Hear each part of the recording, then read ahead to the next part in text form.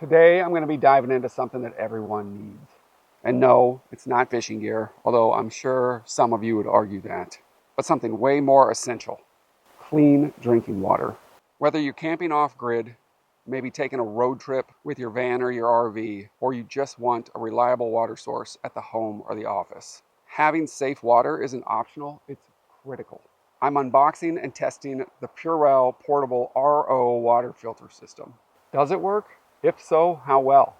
And most importantly, is this thing right here worth your guys' money? Stick around. I'm thinking this one's going to surprise you. Let's see what comes inside. Manual right out of the gate. That looks like it's going to be followed by everything coming in a nice compact carrying case. When you open that up, we have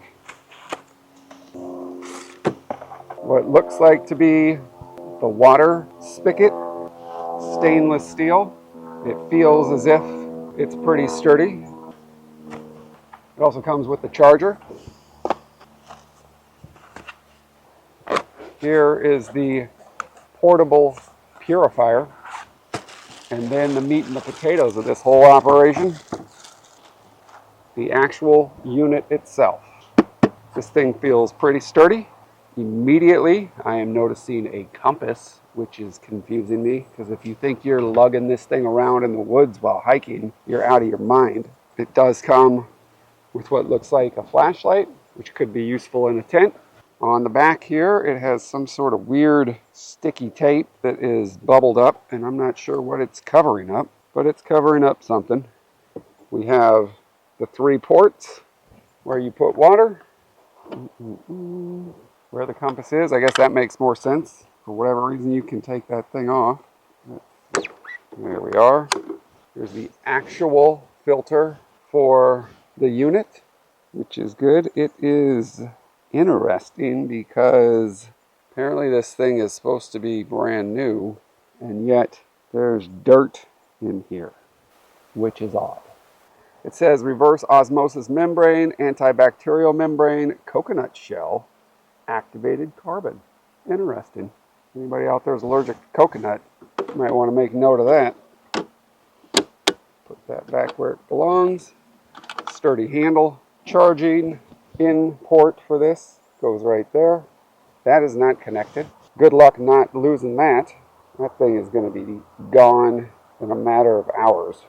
That's what you're going to get when you open this box up. I'm going to read the directions here. Charge this bad boy up. And while this thing charges, I'll take that time to go over the features and specs of this water filter.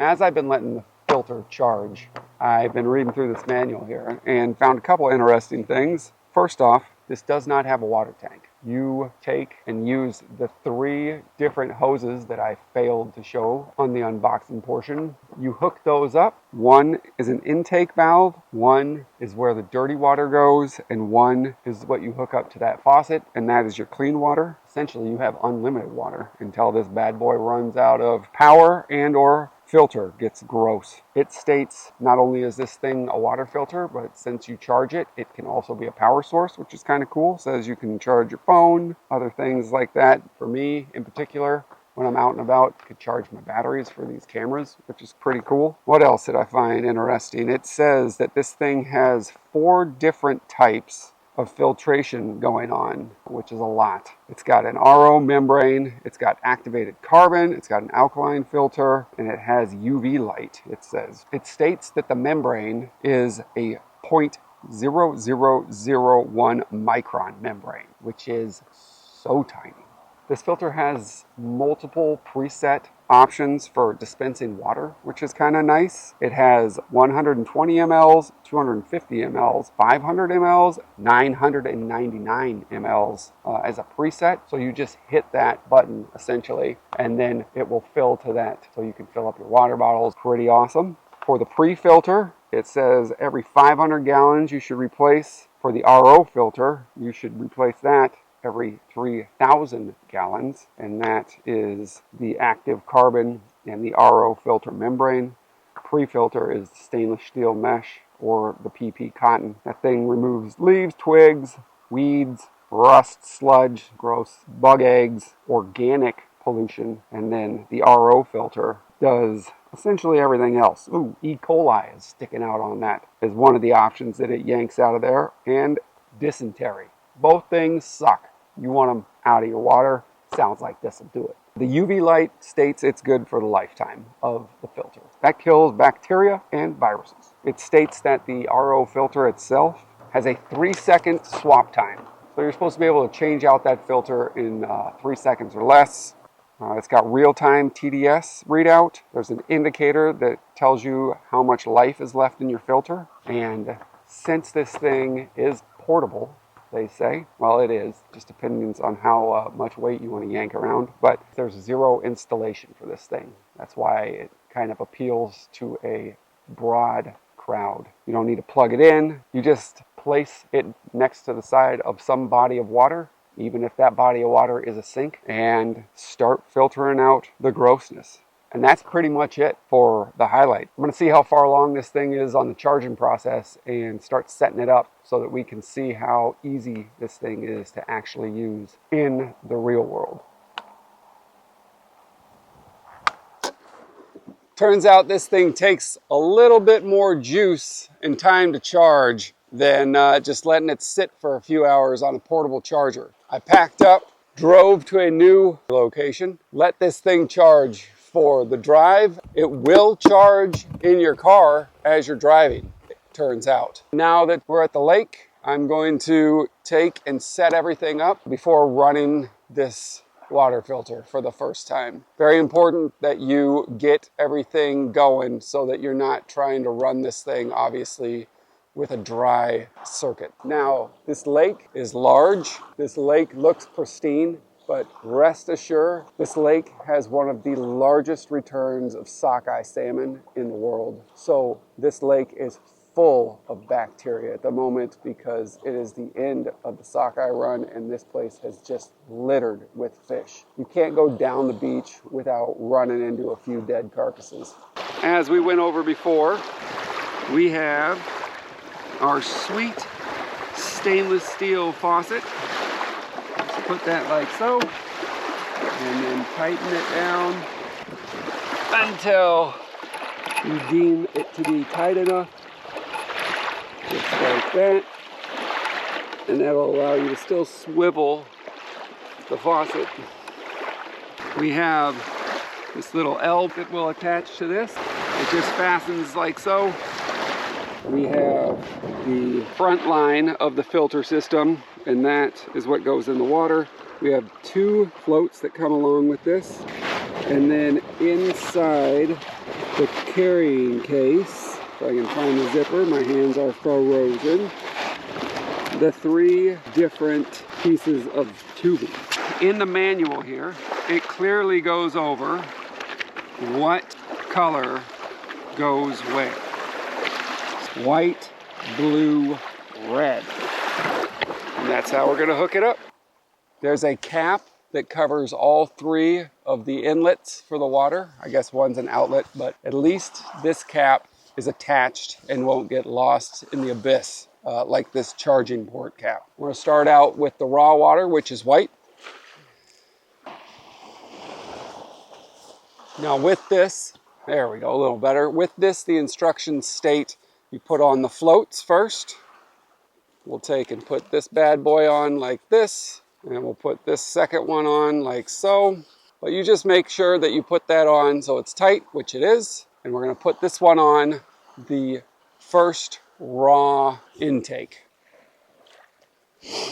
Now remember, each one of these intakes has a plug that you have to keep an eye on. Insert that, and it's in there. These guys are going to go in this white bag. This is going to be blue, which is fresh water. It's stated as pure water on here. So now that this one's clicked in, I'm going to keep it coiled up fairly tight so that it doesn't get messy. This will just clamp right into the other end, just like so. So there's that. And then last but not least, we'll grab the red, and this will be the dirty water. It says that it can't be 100% efficient, and that is why this is needed, because there is water it kicks out that it doesn't use. Strange, you can see this has not even been turned on yet, and this is barely in the lake, but there is water coming out of here. So now the dirty water is clipped in and secured. I'll keep this out this way, and then we'll turn this thing on and see what it's all about. This setup time would take probably minutes if I wasn't sitting here running through step-by-step instructions and talking to the camera. That was a bit of a process. The dirty water, not so much. These waves are really testing my patience. The floats are pointless. I think that's a maybe creek situation. I'm not sure. The filter itself at the end of this is also trying to float away. Every time one of these waves hits it, it's bringing it on shore. I've tried to bury it with sand. It worked itself out. I put rocks over it. Still working itself out somehow. Surprisingly enough, finding large rocks in the location I'm at is impossible. We're working through it. It looks like it's working. It's leaking pretty good from this little L bracket, but it's got water coming out the dirty end, and it's bringing water in from the lake. There's a sequence of events that occur that you can watch on the screen, but it first flushed the water, then it filled up the water. These waves are killing me. And then it's now UV sterilizing and producing water. The waves that are crashing on the beach are 5 times louder than this unit is when it's filtering out the water. This thing is incredibly quiet. You can actually hardly hear anything but the pump pumping. So that's really nice. It doesn't sound like some loud, obnoxious generator from the 80s. Something that is cool, when this thing shut off, there's obviously water that's still in the unit. When you turn it back on, the first thing it does is pump all that water out of the unit through this red dirty tubing. It eliminates everything and starts fresh. My biggest concern so far is this piece here that will not fasten. There we go. That very well could have been the answer. I really had to push it. The stuff is thin plastic. I do not want to break it. So I'm being pretty gentle with it. A good and it secures, feels like it's really on there now. You have pre-filtered water TDS, which TDS stands for this. Pre-TDS is on the left, and then post-TDS is on the right. And it comes out of the lake right now at 66, and it's going to be going into my glass at 1. There it is. Ta-da! Shut that off. It is pretty efficient, it seems like. It took probably around the 80 to 90 second mark to fill that 8-ounce glass. So here it is, all filled up. The one on the right here, this one is the filtered one. This one is the non-filtered. And there's obviously massive pieces of algae and whatnot in this one. Shockingly enough, I don't know if I can get it on film, the filtered one does look clearer, which is strange because this water is already pretty clear. So for it to come out even clearer is impressive. And I am a water skeptic. I go and sterilize my water, filter my water, UV my water. Water freaks me out because there's critters in the water that if they get into you, they will make you super sick. This is a bit of a mind game for me on top of everything else. To see that this water is visibly clearer is impressive to me. I don't know how I'm going to represent it, but I'll try and do it on camera. Last thing to do is give it a test. Well, smell. Zero smell, kind of a water smell. I don't know if that means anything.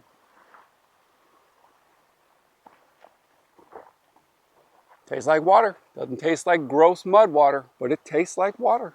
Very cool. Now, there's a dead fish about 10 feet down from me. The fact that it doesn't taste like that, I'm happy. I think it works. I'm gonna pack this thing up. It's starting to rain. I don't need all the electronics getting soaked. I'll give a breakdown here once I get back to camp. Let's hit the pros and the cons of this water filter. But before we do, I got one more test that keeps rattling around in my head that I gotta try. Mustard test.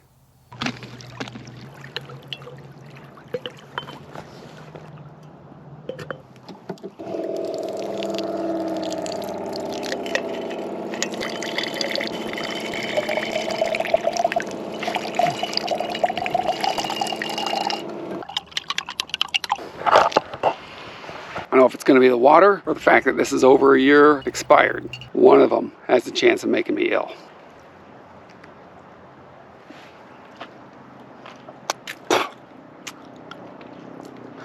Tastes like mustard, no doubt about it. So this thing just sucked out about half this glass of mustard water that definitely tastes like mustard. And we're gonna see how it tastes coming out of the faucet. Mustard might have clogged her up. That's not good. There we go. Well, we got a little bit. Still pretty yellow. Still full of mustard. Coming out crystal clear though. I mean, we got enough of a sample size. That water coming out of the dirty pump is not happy. Well, there's a chance that we clogged this whole thing up with mustard. We did get a small amount of water out of the mustard water. I guess we gotta see if this tastes like mustard. Is anything coming out? I think that thing might be toast.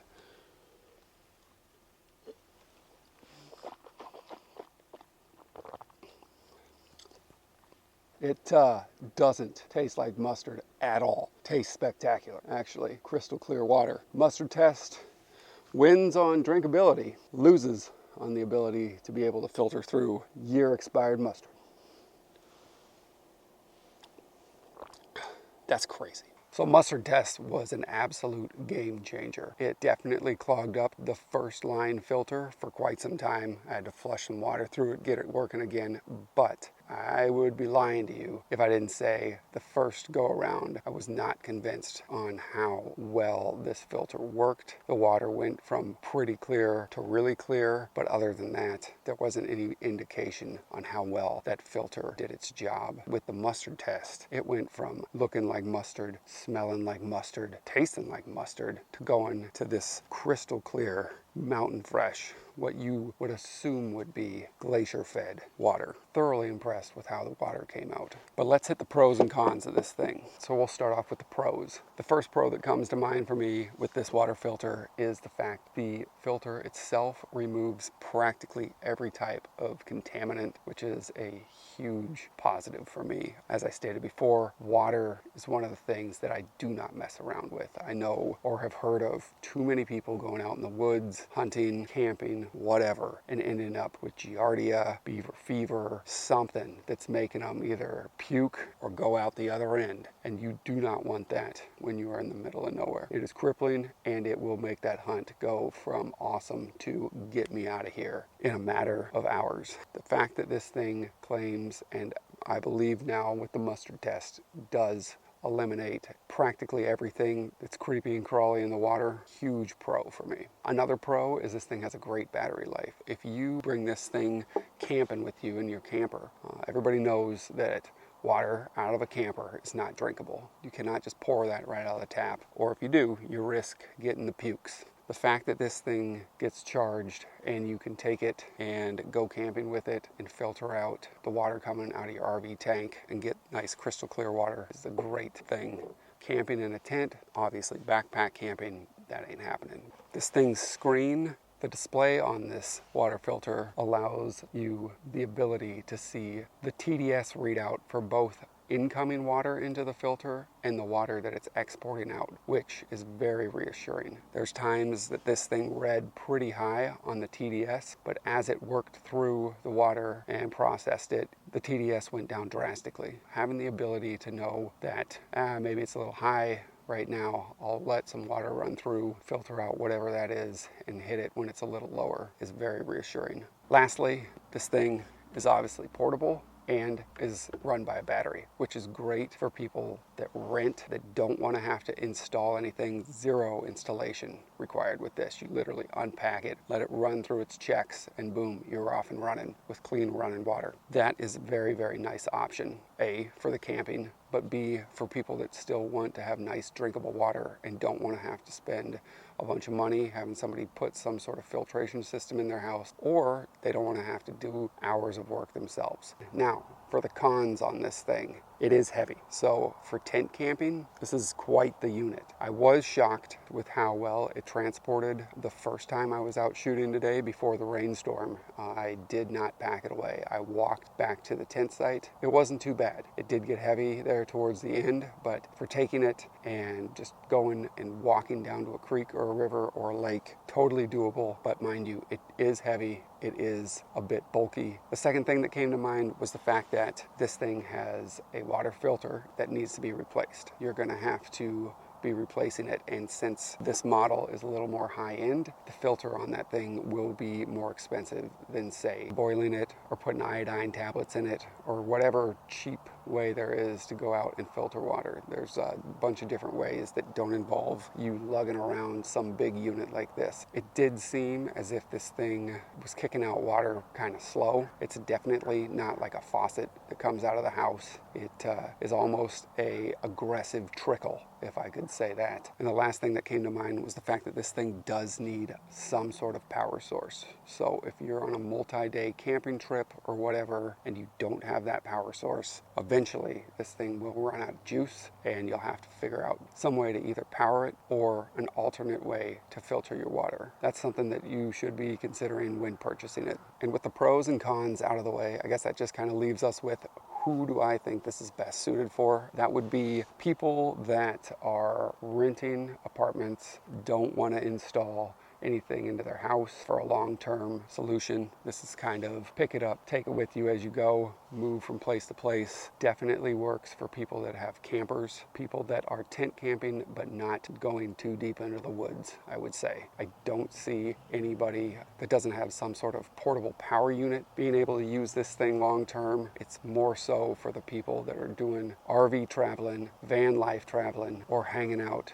in some sort of apartment building, house that they don't want to have to either install the unit or they will be moving from said place in a matter of months. If this is something that you're thinking about purchasing strictly for the benefit of getting clean drinking water, a thought that might come to mind is, what is this going to cost up front versus how much it costs to go and just buy drinking water? If it's something that you're only using here and there, it might be cheaper to just go with the water that's already been purified, because once this is purchased, you still have to buy the filter, you still are running electrical, there's still little costs that come into play that could be outweighed by just buying drinking water. But if this is something that you think that you'll utilize more than not, it's definitely a good purchase. All right, so that's it. That's my take here on this Purewell portable countertop RO water purifier. If you like this review, if you found something useful from it, leave it in the comments. And if there's any other questions you have, also leave those in the comments. For someone that is doing van life, that's what keeps coming back to mind. This thing is pretty nice. The fact that it blew through the mustard like it did, A-okay in my book. Appreciate you guys watching. See you on the next one.